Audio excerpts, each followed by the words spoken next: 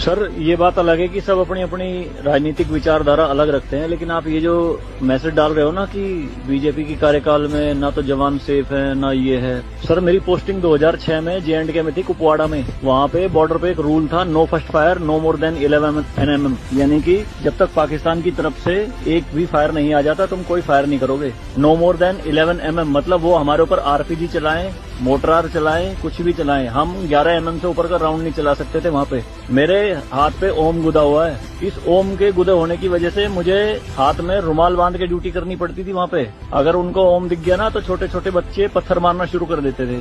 और सर श्रीनगर के लाल चौक पे 26 जनवरी के दिन बहुत बड़ा तिरंगा बिछा के जिंदी गाय काटी थी, जिंदी, और जिंदी की खाल उतारी थी सबके सामने, पूरी सेना के सामने यूनिट खड़ी थी वहाँ पे पूरी, और चक्कू लहरा के खूब बोलते थे, क्यों भाई हिंदुस्तानी कुत्तों, तुम्हारी माँ है ना ये, देखो क्या हाल करेंगे इसका हम। भाई कुछ नहीं उखाड़ सकते थे उनका। क्यों? क्योंकि सेंट्रल में गवर्नमेंट गंडवी थी, नपुंसक गवर्नमेंट थी। हमारे सर पे चौकी बना ली थी उन्होंने, जो LAC है ना, LOC, उस पे बिल्कुल वहीं 50 मीटर के दायरे में। और रात में बड़े बड़े स्पीकर पे माइक पे बोलते थे पाकिस्तानी रेंजर्स, अरे अपनी बहनों के एक रात के लिए हमें दे दो, क्या हुआ हिंदुस्तानी नपुंसको, चलाओ गोली। कुछ नहीं कर सकते थे उनका। 2014 में जब गवर्नमेंट चेंज हुई तो सेना अध्यक्ष बिपिन रावत साहब जब उनसे मिले तो उन्होंने बताया कि बॉर्डर के हालात खराब है सर, छूट नहीं है जवानों को कुछ भी। तो PM मोदी ने कहा था कि छूट मेरी तरफ से पूरी है, मैं नहीं जाऊंगा वहां लड़ने, तुम जाओगे। आज की डेट में आप मुझे एक भी चौकी बता दो अगर वहां ढूंढने से मिल जाए। दूरबीन लगा के देखनी पड़ती है, पहाड़ों में, वो भी बंकरों में अंदर, सारी लगा दी उन्होंने तोप उड़ा के।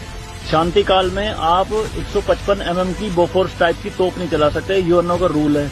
लेकिन 2014 में ये बोफोर्स भी चली J&K में पाकिस्तान की तरफ चौकी उड़ाने के लिए। तो सर ये मत कहिए कि बीजेपी के कार्यकाल में जवान मर रहे हैं, ये हो रहा है। सर सेना के जो हाथ खुले हैं ना वो बीजेपी के कार्यकाल में खुले हैं। मैं इसका